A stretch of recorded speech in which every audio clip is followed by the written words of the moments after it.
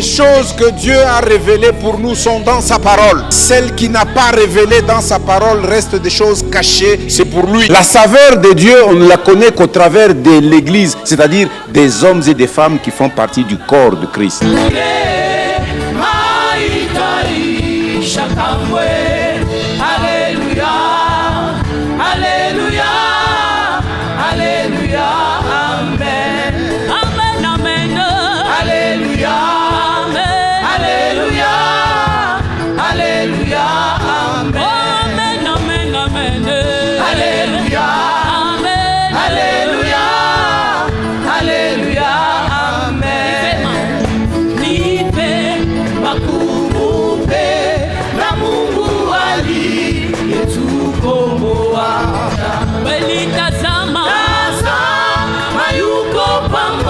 L'Occident, autant il éloigne de nous nos transgressions. Comme un père a compassion de ses enfants, l'Éternel a compassion de ceux qui le craignent. Le verset 17. Mais la bonté de l'Éternel dure à jamais pour ceux qui le craignent, et sa miséricorde pour les enfants de leurs enfants. Amen. Hier, nous avons lu le psaume 34. Nous avons aussi lu Jean chapitre 6, du verset 67e au 68e. À travers l'exhortation d'hier, nous avons dit qu'il était important de saisir la parole de Dieu, puisque la parole de Dieu communique la grâce. La parole de Dieu a beaucoup de vertus pour tout ce dont nous avons besoin. C'est ainsi que le psalmiste exhorte à chercher l'Éternel et à tourner les regards vers lui et à ne pas s'empêcher de parler à Dieu, puisque Dieu entend quand on lui parle. Dieu écoute la prière. Et quand vous saisissez sa parole, Dieu laisse sa parole s'accomplir. C'est ainsi que Pierre, quand beaucoup de gens s'éloignent de Jésus, très peu restent auprès de lui. Alors il dit à Pierre et aux autres, et vous, pourquoi ne partez-vous pas comme tout cela? Alors Pierre répond en disant ceci: Seigneur, c'est toi qui as les paroles de la vie. À qui irions-nous d'autres? Les paroles qui nous communiquent ce dont nous avons besoin, c'est le Seigneur qui les a. C'est le Seigneur qui les prononce. C'est le Seigneur qui dispose pour nous. Et nous avons besoin de nous attacher au Seigneur et à ses paroles. Alors, dans le psaume 103, le passage que nous avons lu nous montre quelques aspects de la nature de l'Éternel, notre Dieu. Nous voudrions parler de cela aujourd'hui avant de prier. Il est bon que nous puissions savoir que Dieu que nous prions est un Dieu miséricordieux. Dans les psaumes, la Bible dit que la miséricorde de Dieu dure à toujours. La miséricorde de Dieu demeure pour toutes les générations. Et nous l'avons lu au verset 17, qu'il garde sa miséricorde pour les enfants et même pour les enfants des enfants.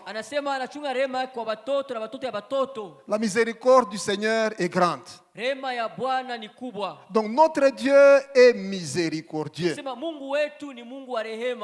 Je vois dans Jean 8, Cette femme qu'on amène vers Jésus, la Bible l'appelle la femme adultère. Elle a commis une faute selon la loi, une faute punissable. Elle méritait selon la loi la mort.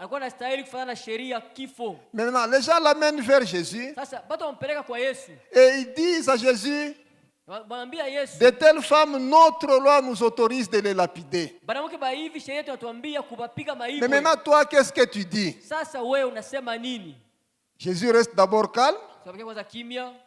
Et puis après, il leur répond que celui parmi vous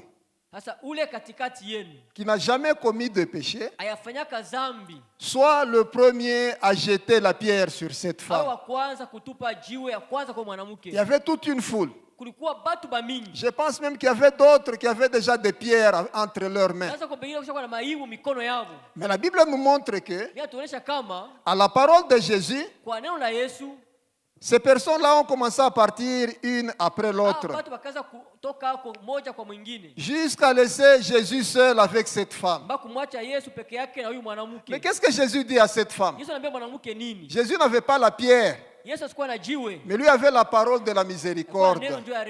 Il a regardé cette femme avec un cœur miséricordieux. Il dit, moi non plus, je ne te condamne pas. Mais elle était condamnable, cette femme. Mais il lui dit, va, mais ne pêche plus. Ah, cette femme-là a été justifiée. Quelle parole de grâce. Quelle miséricorde. Quelle sagesse. Moi non plus, je ne te condamne pas. Mais va, mais ne pêche plus. Il est aussi bon que nous sachions que notre Dieu est compatissant.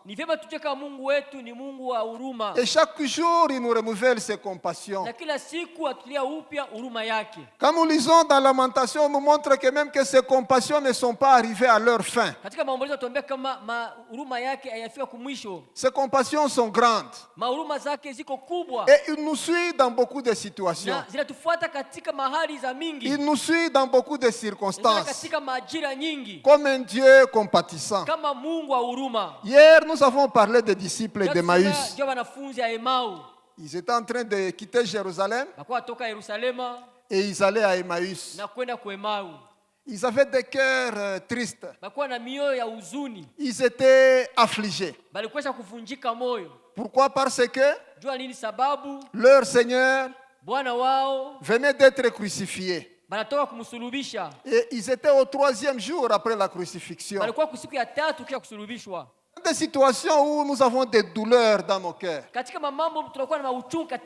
Le Seigneur nous suit. Quand nous avons des préoccupations, le Seigneur ne nous laisse pas seuls.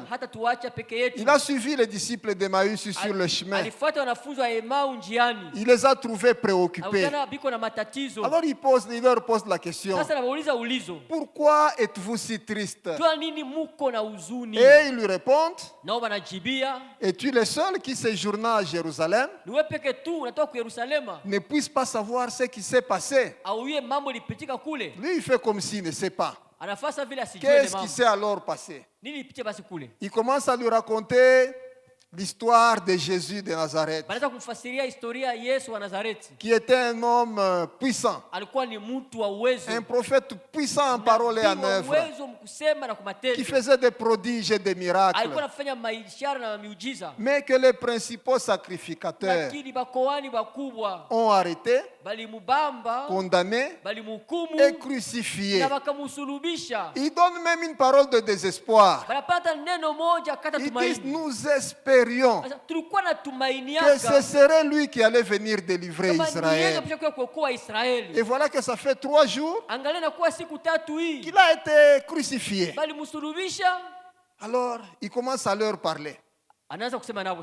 Il leur parle, il échange avec eux. Pendant qu'ils sont en train de parler, ils sont en train d'avancer. Et ils arrivent à Emmaüs. La Bible dit qu'il parut vouloir aller beaucoup plus loin. Mais les deux là l'ont retenu. Ils lui ont dit, reste avec nous, tu pourras continuer demain. Mais il est resté avec eux puisqu'ils étaient tristes. Il fallait qu'ils trouvent pour eux une solution. Il fallait qu'ils consolent leur cœur. Il fallait qu'ils les raniment de joie. Des situations comme celle-là nous arrivent souvent. Et c'est des circonstances que nous vivons. Peut-être nous-mêmes ou des gens qui nous sont proches. Alors, pendant que le repas a été servi, la Bible dit que leurs yeux s'ouvrirent. Ils reconnurent que c'était le Seigneur et le Seigneur disparut d'eux. Ils ont commencé à parler entre eux. C'était donc le Seigneur. Comment nos cœurs n'étaient-ils pas en train de brûler pendant qu'il nous parlait? Ils n'ont plus eu le temps pour continuer à échanger, à manger. Ils se sont levés vite pour retourner à Jérusalem. Quand vous avez une bonne nouvelle, vous ne voyez pas la distance à parcourir.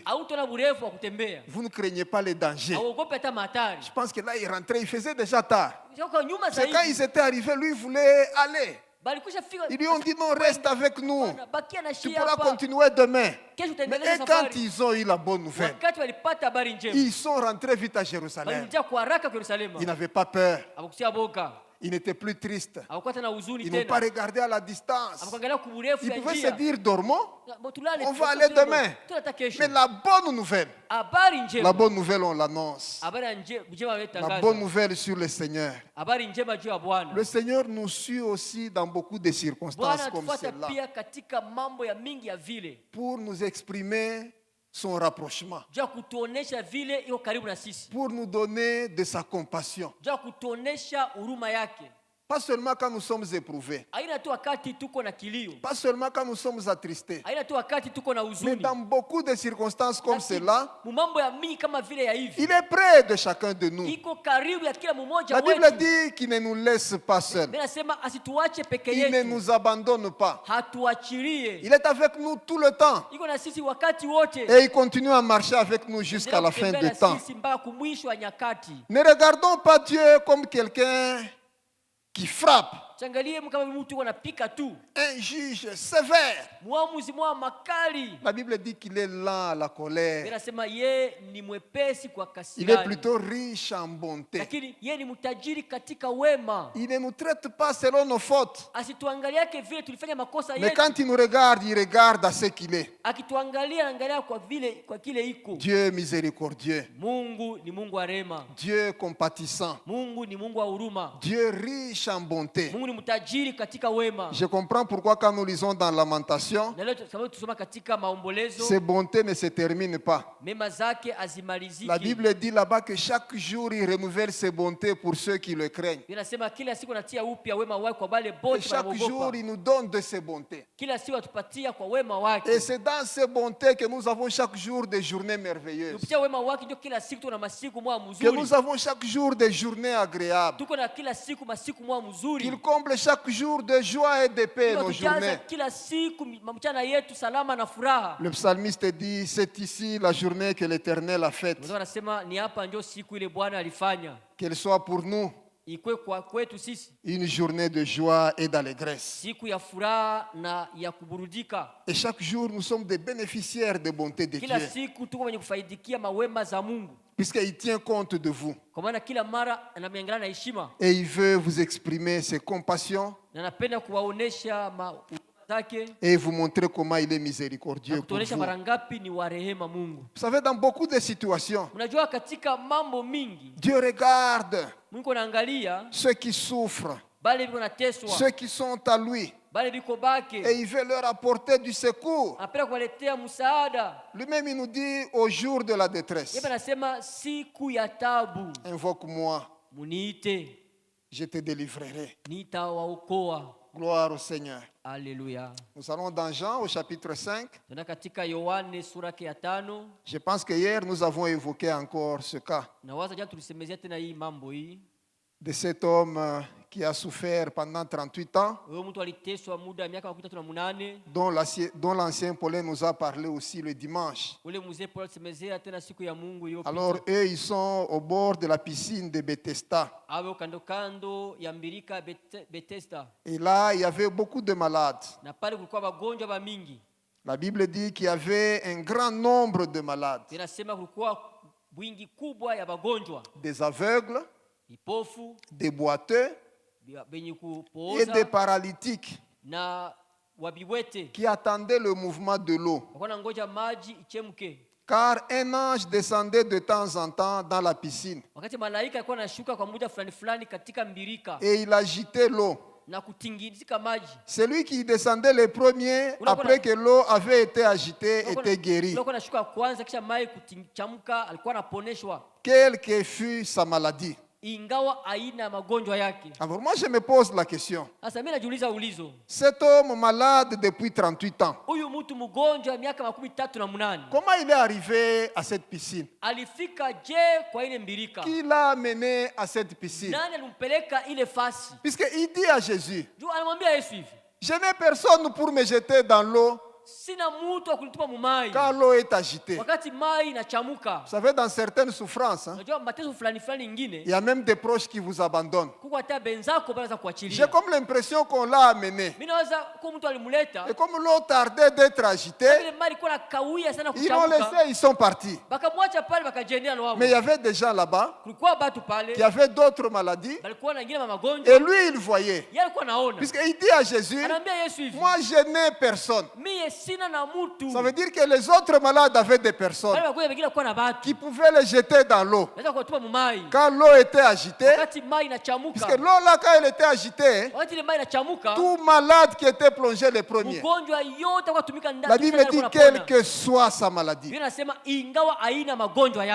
était guéri.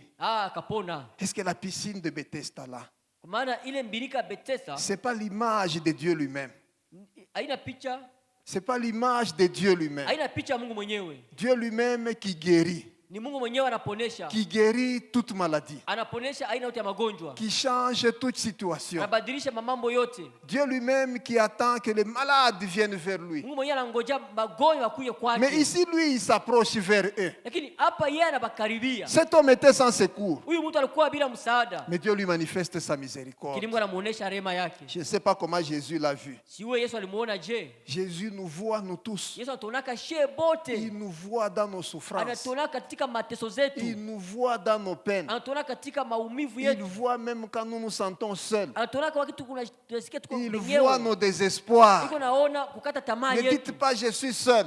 Dans ce genre de situation, Seigneur, je commence à être désespéré. Je me sens seul. Seul. Mais avec toi, fais quelque chose, Seigneur. Il va vers cet homme. Il lui pose la question. Cet homme ne le connaissait pas. Il lui a dit seulement 3 choses. La première chose, veux-tu être guéri? La parole d'espoir. C'est tout ce que cet homme-là attendait. Qui pouvait lui poser une question comme celle-là? Et la deuxième question, plutôt pas la deuxième parole de Jésus, il lui dit, lève-toi, prends ton lit et marche. Et cet homme-là s'est levé. Il a pris son lit et il a marché. Guéri de la maladie de 38 ans. Cet homme qui ne marchait plus. Mais ce jour-là, sur la parole du Seigneur, il s'est levé. Il a pris son lit. Et il a marché. Je pense que c'est comme ça que Pierre saisissait beaucoup les paroles du Seigneur. On nous en avait parlé, c'était un thème annuel une fois ici. Sur le lac de Tibériade, Jésus leur dit, vous n'avez rien eu mes enfants. Jetez le filet du côté droit. Ils disent, mais toute la nuit on n'a rien eu. Mais lui il dit qu'on jette le filet du côté droit. Alors il dit, Seigneur, sur ta parole, je jetterai le filet. Et sur la parole du Seigneur, quand il a jeté le filet, ils ont eu beaucoup de poissons. Ils avaient même besoin d'autres gens pour les aider à venir retirer le filet dans l'eau. La troisième parole de Jésus à cet homme-là guéri, quand il le croise une autre fois, il le croise dans le temple, à un bon endroit. Alors Jésus lui dit, tu as été guéri. Jésus ne nous guérit pas pour rien. Il nous guérit pour sa gloire. Il nous guérit pour que nous puissions nous conformer à lui. Il y a des fois des gens qui viennent à l'église pour chercher le secours de Dieu, pour chercher la grâce de Dieu. En fait, ici, il y a la grâce de Dieu. Il y a Dieu qui est en train d'agir. Il y a Dieu qui guérit les malades. Il y a Dieu qui secourt ceux qui connaissent des moments de détresse. Mais après le secours de Dieu, mais qu'est-ce que Dieu dit d'autre? Ne pêche plus. De peur qu'il ne t'arrive quelque chose de pire. Il lui a manifesté la miséricorde. Il l'a guéri. Il l'a restauré. Après 38 ans de maladie. Mais maintenant, ne pêche plus. Oh, gloire au Seigneur.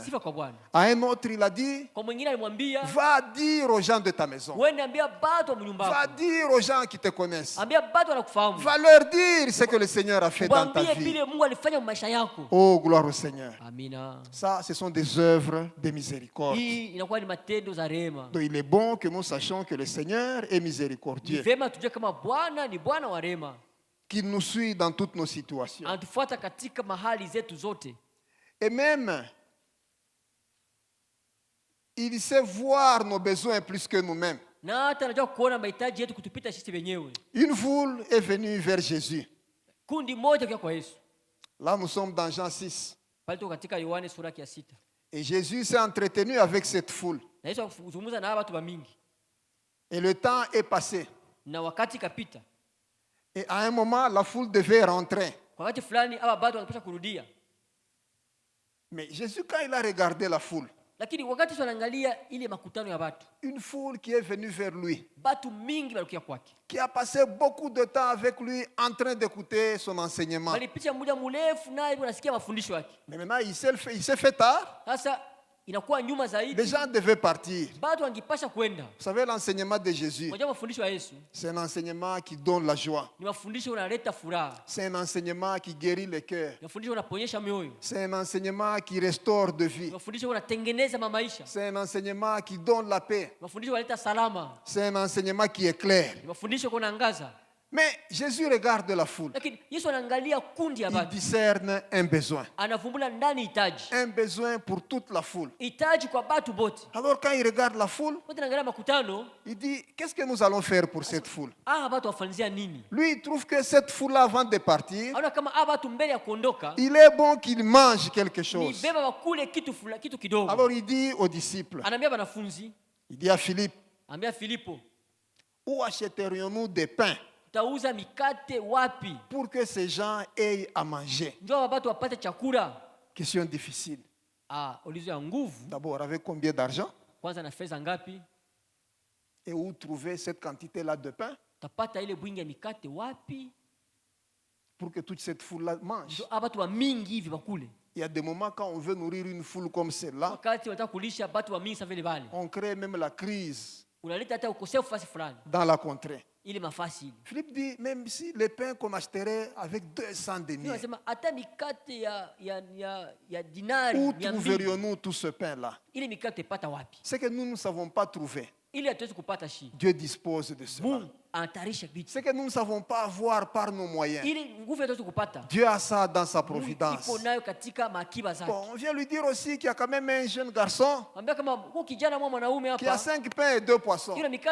C'est comme si ces gens-là le connaissaient bien. Oui, je pense qu'ils le connaissaient. Puisque quand on recule de 4 chapitres dans Jean, on voit Jésus au chapitre 2, à une fête où la boisson s'est terminée. Alors on vient lui dire, il n'y a plus à boire. Jésus dit à Marie, sa mère, est-ce à toi de me dire ce que je dois faire? Mais Marie dit aux autres, faites ce qu'il vous dira. Là, il y a seulement quelques temps. Alors nous laissons Jean 2. Nous rentrons dans Jean 6. Il y a seulement un jeune garçon ici qui a 5 pains d'orge et 2 poissons. Quand il a entendu tout simplement cela, la parole de Jésus, faites-les asseoir. Faites-les asseoir. Et tout le monde a été mis assis. Et nous connaissons l'histoire, le pain s'est multiplié. Les poissons ont été multipliés aussi. Après qu'il ait rendu grâce, il y a eu la nourriture en abondance pour tout un chacun. Il s'est même occupé du reste. Les gens qui ont mangé étaient rassasiés. Ils sont partis joyeux. Ils sont partis satisfaits. Jésus s'est occupé même du reste. Il a pris même le reste. Il a gardé le reste. Il ne voulait pas perdre le reste. Mais ici, c'est une œuvre de sa bonté. Il a discerné un besoin. Je pense qu'il discerne aussi un besoin dans votre vie. Il discerne un besoin dans votre maison. Faites-lui tout simplement confiance. Ne regardez pas autour de vous. Ne regardez pas l'argent qu'il n'y a pas. Regardez à Dieu. Hier, frère Arsène nous a lu Ésaïe 55. Le Seigneur nous appelle à lui. Il dit venez aux eaux. Vous tous qui avez soif, venez aux eaux. Venez même si vous n'avez pas d'argent. Vous tous qui avez faim, venez aux eaux. Le Seigneur n'a pas toujours besoin d'argent pour nous satisfaire. Et il ne recourt pas souvent à l'argent. Lui, il est Dieu providence. Tous nos besoins, il sait comment les satisfaire.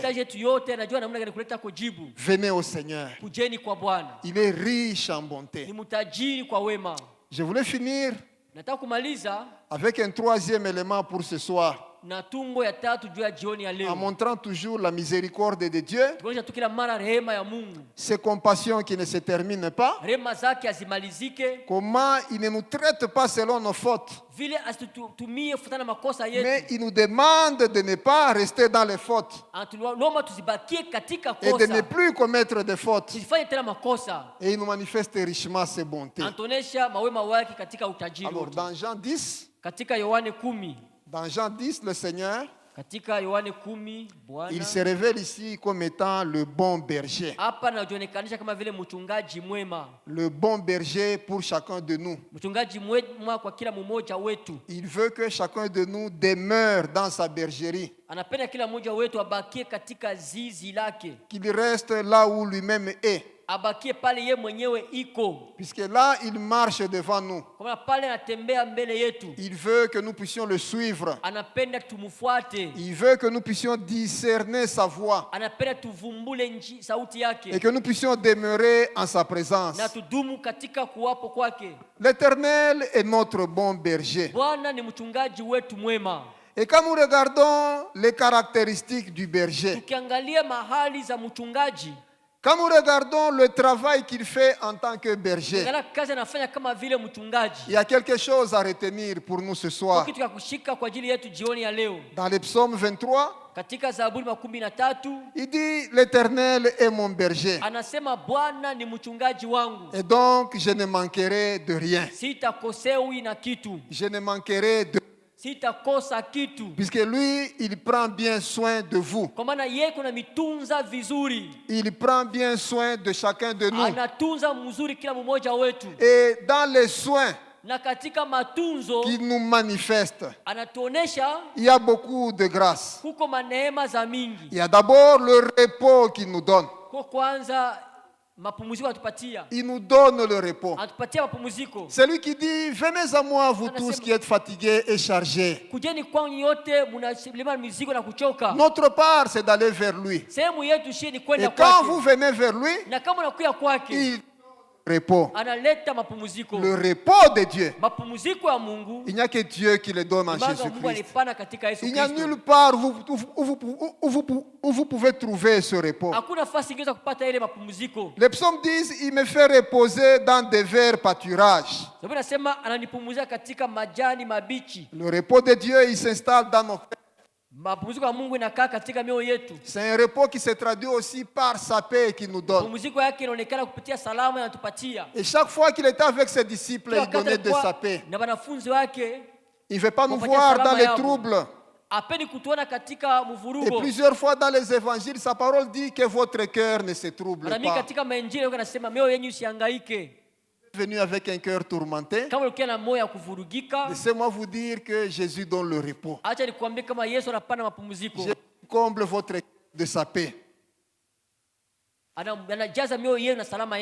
Bible dit la paix de Dieu qui surpasse toute intelligence gardera nos cœurs. Il prend soin de nous en nous conduisant.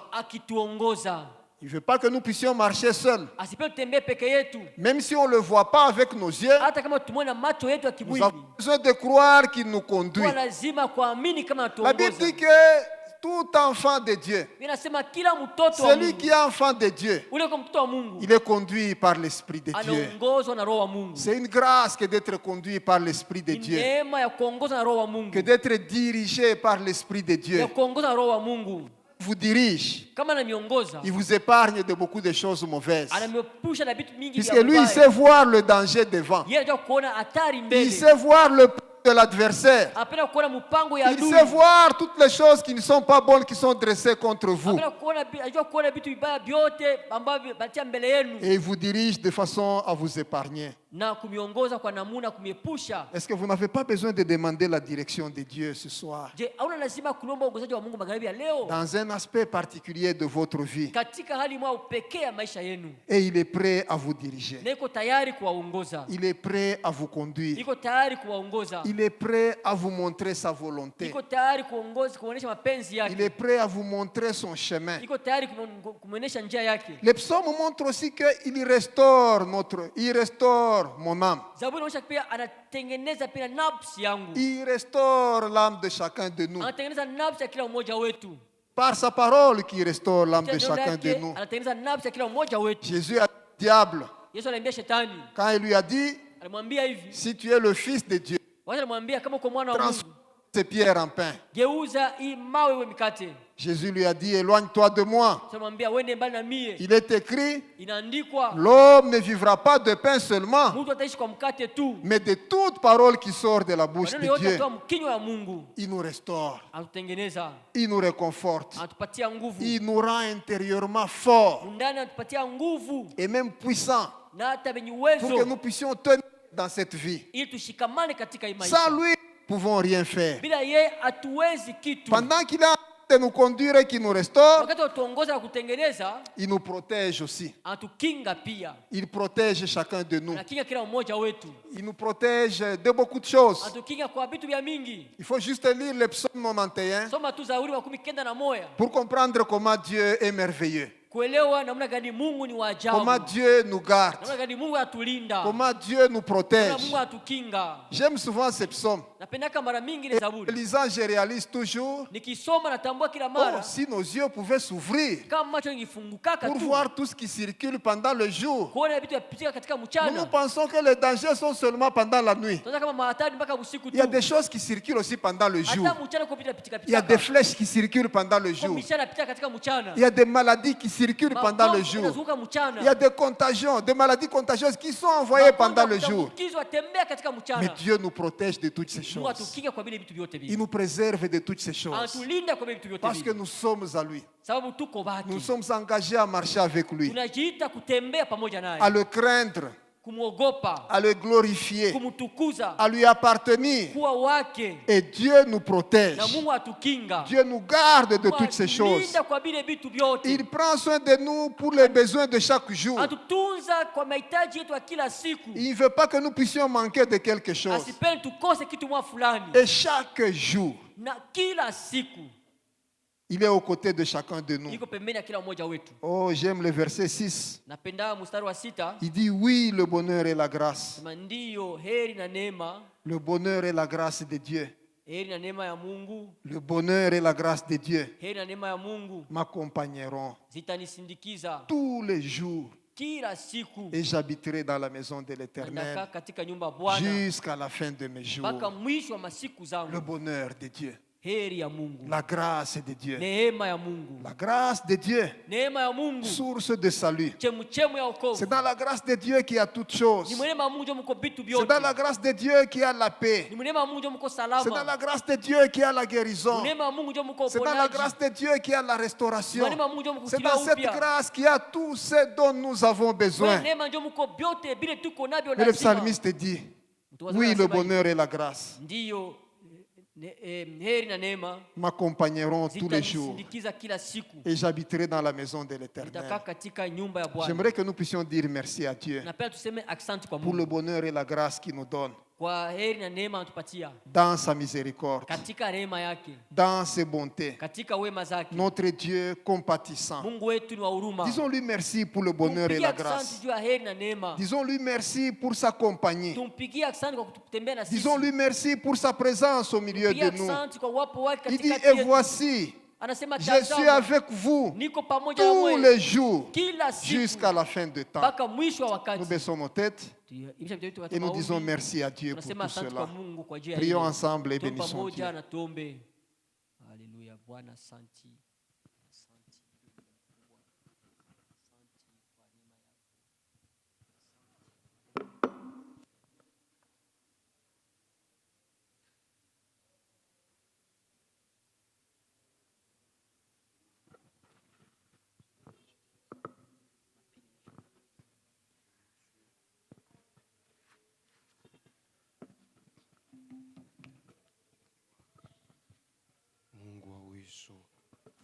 Tunashukuru neema yako, tunasifu tena Bwana Yesu wa uwezo, kwa sababu nasema tena, kwa vile tena unatuzungumzia Mungu, tunakushukuru, tunakubariki. Jehova uwezo, asante Bwana, asante Yesu, asante, asante. Asante Yesu wa uwezo. Asante Mungu wetu wa neema.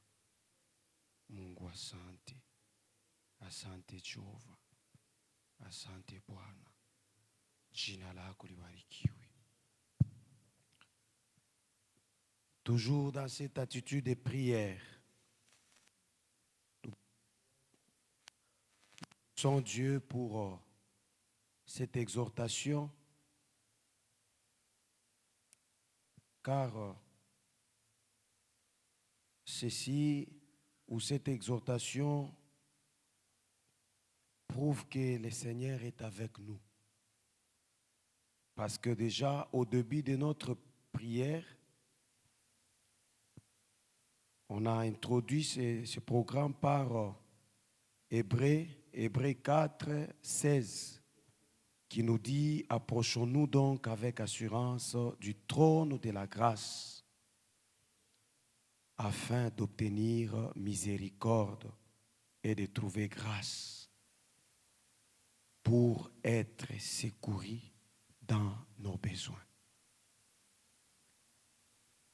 Et l'homme de Dieu, l'ancien Jean-Claude, il vient de nous parler sur la miséricorde de Dieu.